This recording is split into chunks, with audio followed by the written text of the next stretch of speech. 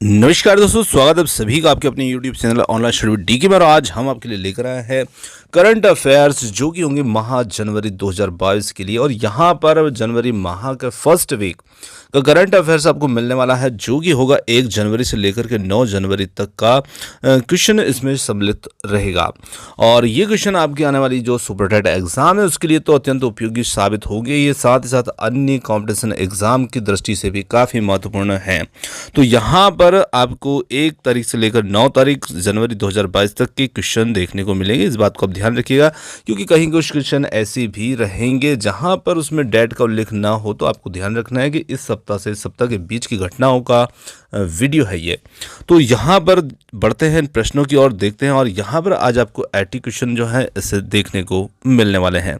तो बढ़ते हैं प्रश्न की ओर। और ये प्रश्न, पहला प्रश्न आता है यहाँ पर, किस राज्य सरकार के द्वारा हाल ही में एपी सेवा पोर्टल 2.0 पोर्टल लॉन्च किया गया है?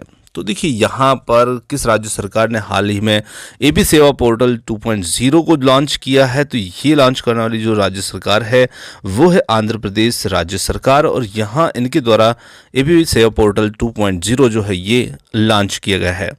आगे बढ़ते हैं अगले प्रश्न की ओर। अगला प्रश्न है, हाल ही में किन 2 देशों ने स्टार्टअप्स को समर्थन देने के लिए $150 मिलियन का फंड बनाया है? तो यहाँ पर वो दोनों देश जो हैं वो हैं भारत और संयुक्त अरब अमीरात। इन 2 देशों ने स्टार्टअप्स को समर्थन देने के लिए $150 मिलियन का फंड बनाया है। देखिए 3 प्रश्न बनते हैं, किस चीज़ को बढ़ावा देने के लिए और कितना फंड? तो $150 मिलियन का। किन किन देशों के बीच? तो भारत और संयुक्त अरब अमीरात। तो देखिए प्रश्न एक ही है, पर यहाँ से और भी नए नए क्वेश्चन ऐसे आप निकाल सकते हैं जब आप खुद भी इनकी तैयारी कर रहे हों। तो इन चीज़ों को थोड़ा सा आप ध्यान में रखते हुए देखिए। अगला क्वेश्चन आता है, हाल ही में होंडुरास की पहली महिला राष्ट्रपति के रूप में शपथ लेने वाली महिला कौन थी?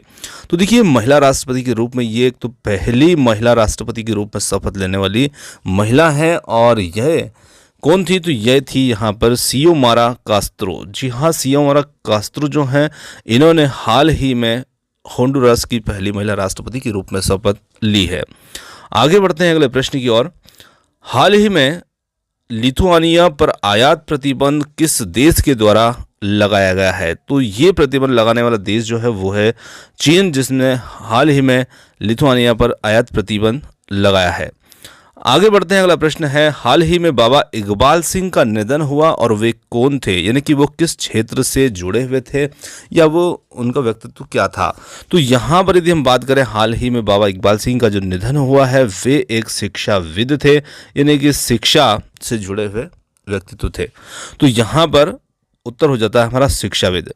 अगला प्रश्न आता है, हाल ही में मिस यूएसए 2019 का निधन हुआ, उनका नाम क्या है? तो हाल ही में जो मिस यूएसए थी जो 2019 में इनका निधन हुआ है वो है यहाँ पर चैसली क्रिस्ट, और इनका निधन हुआ है। आगे बढ़ते हैं, हाल ही में भारत का पहला बुद्धिमान संदेशवाहक पॉप्स किसने लॉन्च किया है? तो ये हाल ही में जो भारत का पहला बुद्धिमान संदेशवाहक पॉप्स जो है ये लॉन्च करने वाला है पेटीएम मनी। पेटीएम मनी के द्वारा बुद्धिमान संदेशवाहक पॉप्स जो है ये लॉन्च किया गया है। आगे बढ़ते हैं अगले प्रश्न की ओर। हाल ही में किसके द्वारा फियरलेस गवर्नेंस नामक पुस्तक जो है ये लिखी गई है? तो देखिए फियरलेस गवर्नेंस जो पुस्तक लिखने वाली हैं वो है यहाँ पर किरण बेदी। तो किरण बेदी यहाँ पर हमारा उत्तर रहेगा। हाल ही में पुर्तगाल के प्रधानमंत्री कौन चुने गए हैं? तो यहाँ पर हाल ही में जो पुर्तगाल के प्रधानमंत्री चुने गए हैं वो है भारतीय मूल के एंटोनियो कोस्टा, और ये पुर्तगाल के हाल ही में प्रधानमंत्री चुने गए हैं। आगे बढ़ते हैं, 1 फरवरी 2022 को किस स्पेस कंपनी ने इटली के पृथ्वी अवलोकन उपग्रह जो कि है Cosmo sky made second generation FM2 को लॉन्च किया है? तो जो स्पेस कंपनी है उसका नाम है यहाँ पर स्पेस एक्स, और ये स्पेस एक्स के द्वारा लॉन्च किया गया है। आगे बढ़ते हैं अगले प्रश्न की ओर।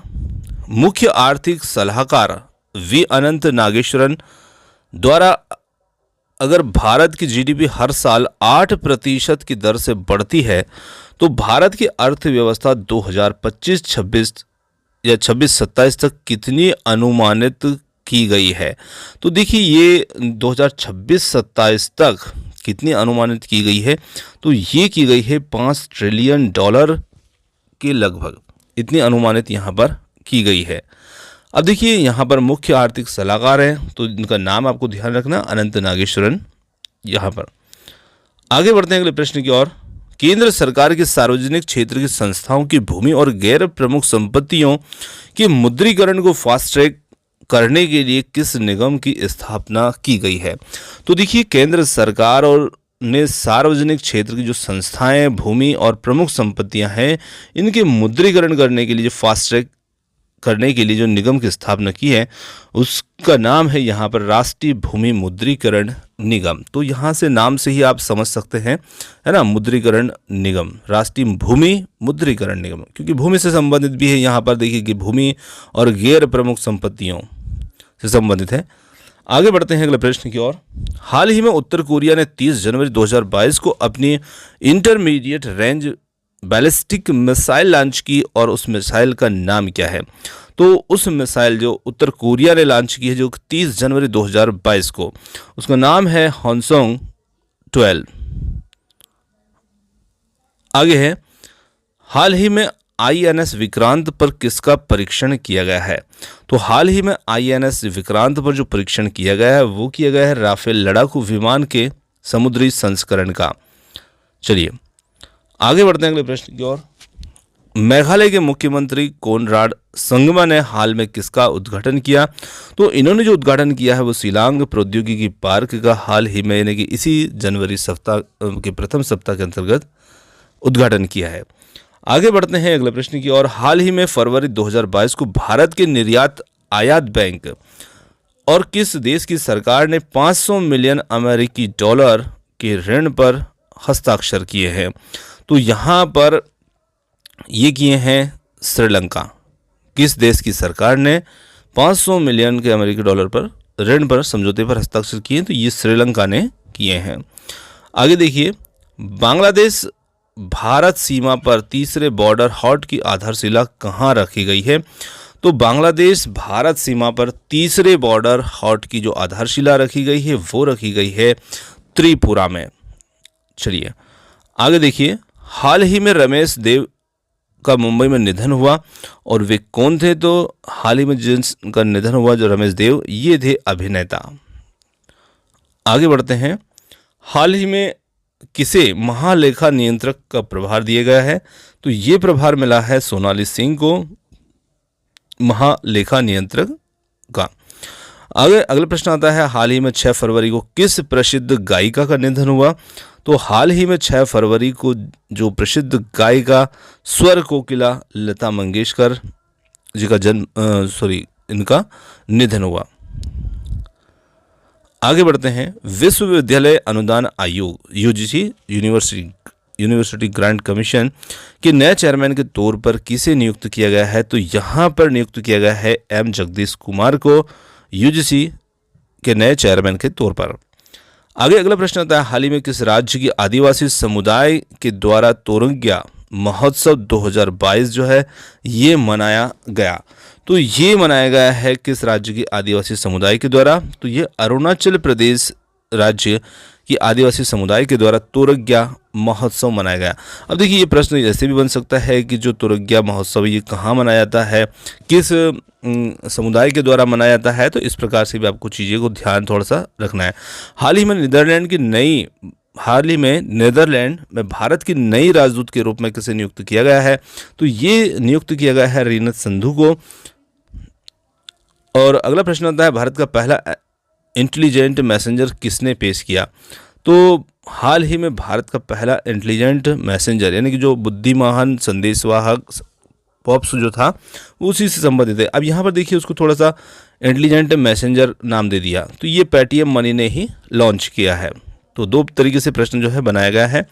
हाल ही में किस अफ्रीकी देश के द्वारा पहला अफ्रीकी राष्ट्रीय कप जो है जीता गया है। तो ये जीता गया है सेनेगल।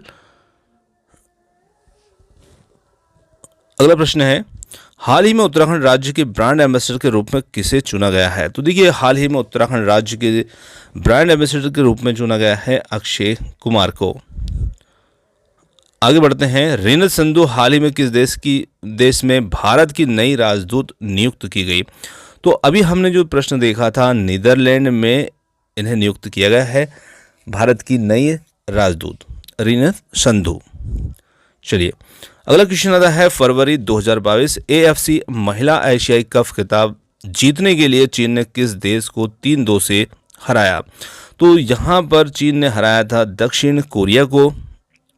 और हाल ही में देश के तीसरे बॉर्डर हाट का उद्घाटन जो है ये हम देख चुके हैं, त्रिपुरा में ये इसका उद्घाटन किया गया है, तीसरे बॉर्डर हाट का।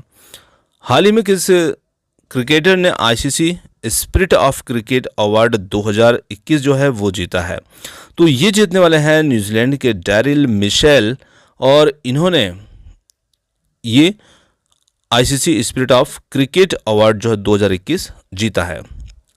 आगे बढ़ते हैं, हाल ही में किसे NCERT के नए निदेशक के रूप में नियुक्त किया गया है या चुना गया है? तो ये चुना गया है दिनेश प्रसाद सकलानी को, और यही हमारा इसमें उत्तर होगा। इंडिगो एयरलाइंस के नए प्रबंधक के रूप में जिसे चुना गया है वो हैं यहाँ पर राहुल भाटिया, और इन्हें इंडिगो एयरलाइन के नए प्रबंधक मैनेजर के रूप में चुना गया है। अगला प्रश्न हमारा वही है जो सबसे फर्स्ट के लगभग सेकंड थर्ड वाला क्वेश्चन था। होंडुरास देश की पहली महिला राष्ट्रपति के रूप में किसने जनवरी 2022 को शपथ ली? तो वही उत्तर होगा हमारा शियामारो कास्त्रो, इन्होंने ही महिला राष्ट्रपति के रूप में शपथ ली है। आगे बढ़ते हैं अगले प्रश्न की ओर। हाल ही में राष्ट्रीय महिला आयोग की स्थापना दिवस जो है ये कब मनाया गया? तो ये मनाया गया है 31 जनवरी को मनाया गया है। हाल ही में कैशलेस लेन देन को बढ़ावा देने के लिए टेरापे ने किसके साथ साझेदारी की है? तो टेरापे ने यहाँ पर national payments corporation of India NPCI के साथ में साझेदारी की है। और अगले प्रश्न की ओर बढ़ते हैं, सऊदी अरब का पहला योग महोत्सव जो है ये कहाँ आयोजित किया गया था या किया गया है? तो ये किया गया है जेदा में। चलिए, गेम्स 24x7 के ब्रांड एम्बेसडर किसे बनाया गया है? तो देखिए, ये एक ऑनलाइन गेम है और जो 24x7 के नाम से जाना जाता है, और इसके ब्रांड एम्बेसडर जो है वो बनाया गया है ऋतिक रोशन को। आगे बढ़ते हैं, हाल ही में किस देश ने महिला एशिया कप 2022 का खिताब जीता है? तो ये जीतने वाला देश है यहाँ पर जापान। किस मंत्रालय के द्वारा लंबी दूरी वाली यात्री बसों में फायर अलार्म लगाना अनिवार्य किया गया है? तो ये अलार्म लगाना अनिवार्य करने वाली जो मंत्रालय है वो है सड़क परिवहन एवं राजमार्ग मंत्रालय के द्वारा किया गया है। केंद्रीय बजट 2022-23 को प्रस्तुत करने वाली वित्त मंत्री श्री निर्मला सीतारमण ने RAMP कार्यक्रम को कितने रुपए की अनुमानित लागत से शुरू किए जाने की घोषणा की है? तो इन्होंने 6000 करोड़ रुपए की अनुमानित लागत से शुरू किए जाने की घोषणा बजट 2022-23 में की है। आगे बढ़ते हैं, शांतिश्री धूलीपुड़ी पंडित को हाल ही में किस विश्वविद्यालय का कुलपति नियुक्त किया गया है? तो इन्हें जवाहरलाल नेहरू विश्वविद्यालय का कुलपति नियुक्त किया गया है। और हाल ही में मध्य प्रदेश के होशंगाबाद नाम को क्या रखने की मंजूरी दी गई है? तो मध्य प्रदेश में होशंगाबाद का जो नाम है वो नर्मदापुरम करने के लिए मंजूरी दी गई है, यानी कि होशंगाबाद का नाम जो है वो परिवर्तित करके अब नर्मदापुरम किया जाएगा। दिनेश प्रसाद सकलानी को हाल ही में किसका निदेशक नियुक्त किया गया है? तो इन्हें NCERT का निदेशक के रूप में नियुक्त किया गया है। चलिए, आगे बढ़ते हैं अगले प्रश्न की ओर। हाल ही में क्रिस्टोस सार्जेटकिस का निधन हुआ, वो कौन थे? तो ये थे ग्रीस के पूर्व राष्ट्रपति जिनका निधन अभी हाल ही में हुआ है। किस राज्य में केंद्र सरकार के द्वारा 2022 में 4000 दूर संचार टावर स्थापित किए जाएंगे? तो यहाँ पर राज्य रहेगा उड़ीसा राज्य, जहाँ पर केंद्र सरकार द्वारा 2022 में 4000 दूर संचार टावर स्थापित किए जाएंगे। आगे बढ़ते हैं, किस राज्य सरकार के द्वारा राज्य के स्कूल तथा कॉलेज में ओवब्बा व art of self defence training को शुरू किया गया है? तो ये किया गया है कर्नाटक राज्य में। जवाहरलाल नेहरू विश्वविद्यालय दिल्ली की पहली महिला कुलपति कौन बनी है? तो ये बनी है शांतिश्री धूलपुड़ी पंडित, यानी कि देखिए पहली महिला, तो इस प्रकार से भी प्रश्न आपके लिए बनता है। पहली महिला कुलपति बनने वाले हैं शांत ऋषि धूलपुड़ी पंडित। आगे देखें, एंटोनियो कोस्टा को किस देश का प्रधानमंत्री नियुक्त किया गया है? तो इन्हें पुर्तगाल का प्रधानमंत्री जो है नियुक्त किया गया है एंटोनी कोस्टा को, जो कि भारतीय मूल के हैं। और किस राज्य के 3 स्थानों को नाम बदलने के लिए हाल ही में भारत सरकार ने मंजूरी दी है? तो वो राज्य है मध्य प्रदेश, जहां पर 3 स्थानों के नाम बदलने के लिए हाल ही में भारत सरकार ने मंजूरी दी है। शीतकालीन ओलंपिक के उद्घाटन समारोह के दौरान भारत के कौन से स्कीयर ने 4 सदस्यीय भारतीय दल की अगुवाई की है? तो यहां पर शीतकालीन किसने? तो यहां पर रहेंगे मोहम्मद आरिफ खान ने।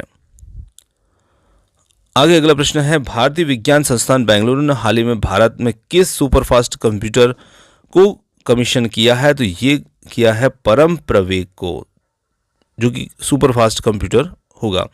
हाल ही में प्रसिद्ध सीरियल महाभारत में भीम का किरदार निभाने वाले अभिनेता का निधन हुआ, तो उनका नाम क्या था? तो इन्हें हमने महाभारत में भीम का जो किरदार निभाने वाले थे ये थे प्रवीण कुमार सोबती, और जिन्होंने महाभारत में भीम का किरदार बहुत अच्छा निभाया था। हाल ही में गौतम अडानी एशिया के सबसे अमीर व्यक्ति बन गए हैं। इन्होंने किसको पीछे छोड़ा है? तो हाल ही में गौतम अडानी जो हैं ये एशिया के सबसे अमीर व्यक्ति बन गए हैं और इन्होंने पीछे छोड़ा है मुकेश अंबानी को। आगे बढ़ते हैं अगले प्रश्न की ओर।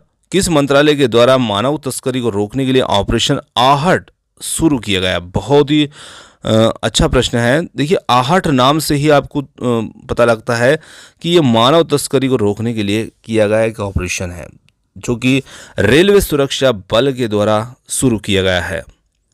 आगे बढ़ते हैं अगले प्रश्न की ओर। भारत द्वारा हाल ही में किसके बहिष्कार की घोषणा की गई है? तो भारत ने बीजिंग शीतकालीन ओलंपिक के राजनयिक बहिष्कार की घोषणा हाल ही में की है। आगे बढ़ते हैं अगले प्रश्न की ओर और अगला प्रश्न है, आरबीआई के द्वारा हाल ही में किस बैंक का लाइसेंस रद्द किया गया है? तो ये किया गया है Maharashtra based independence cooperative bank का।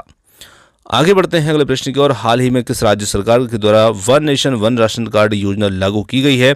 तो ये योजना लागू की गई है छत्तीसगढ़ राज्य में। चलिए आगे बढ़ते हैं। हाल ही में किस राज्य सरकार के द्वारा नीट के खिलाफ बिल पास किया गया है? तो यहाँ पर वो राज्य होगा तमिलनाडु, जहाँ पर हाल ही में नीट के खिलाफ बिल पास किया गया है।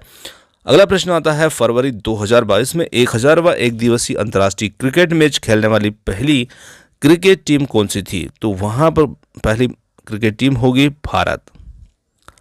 आगे बढ़ते हैं।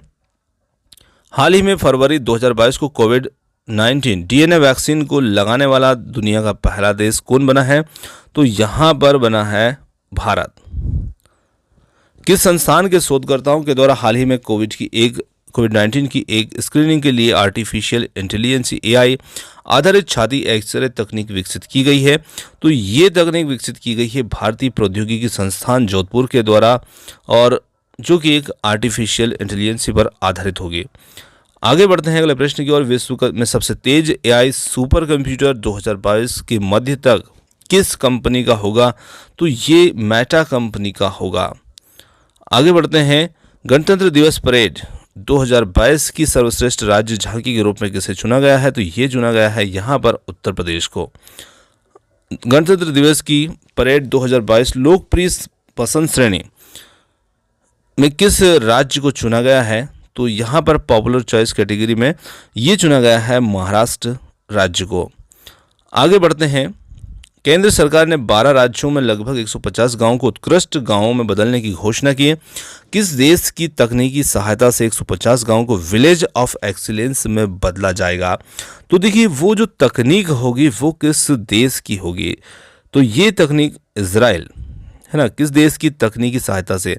तो इजराइल देश की सहायता से इन गांवों को एक्सीलेंस में बदला जाएगा, एक्सीलेंस विलेज में। आगे बढ़ते हैं। हाल ही में किसके द्वारा फेयरलेस गवर्नेंस नामक पुस्तक जो है ये लिखी गई? तो किरण बेदी के द्वारा ये लिखी गई है। इसे हम देख चुके थे। अमेरिकी सिक्के पर दिखाई देने वाली पहली अश्वेत महिला कौन बनी? तो यहाँ पर अमेरिकी सिक्के पर दिखने वाली पहली अश्वेत महिला माया एंजेलो जो है ये बनी है, जो कि अमेरिकी सिक्के पर दिखाई देंगी। आगे बढ़ते हैं अगले प्रश्न की ओर। हाल ही में पीएम मोदी जी के द्वारा MSME प्रौद्योगिकी केंद्र का उद्घाटन कहाँ किया गया है? तो ये उद्घाटन किया गया है पांडिचेरी में। आगे बढ़ते हैं अगले प्रश्न की ओर।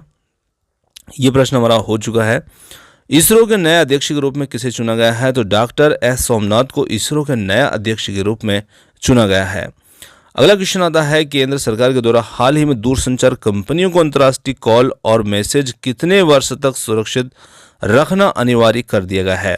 तो देखिए, ये रिकॉर्ड जो है कि केंद्र सरकार के द्वारा दूरसंचार जो कंपनियां हैं उनको अंतर्राष्ट्रीय कॉल और मैसेज, तो देखिए अंतर्राष्ट्रीय कॉल को यहाँ पर कॉल और मैसेज को 2 वर्ष तक सुरक्षित करना अनिवार्य कर दिया, मतलब 2 वर्ष तक उनको उनका रिकॉर्ड रखना पड़ेगा।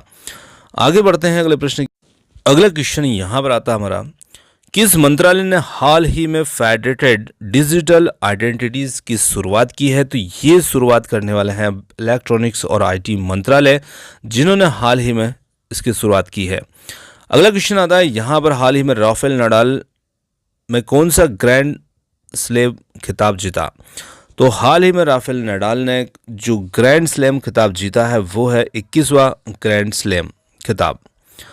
अगला प्रश्न आता है, भारत में वर्ष 2022-2023 के लिए विश्व विरासत सूची के लिए किस मंदिर को नामांकित किया जाएगा? तो कर्नाटक में बेलूर हॉलोबिड और सोमनाथपुरा के होयसला मंदिरों को विश्व विरासत सूची के लिए नामांकित किया जाएगा।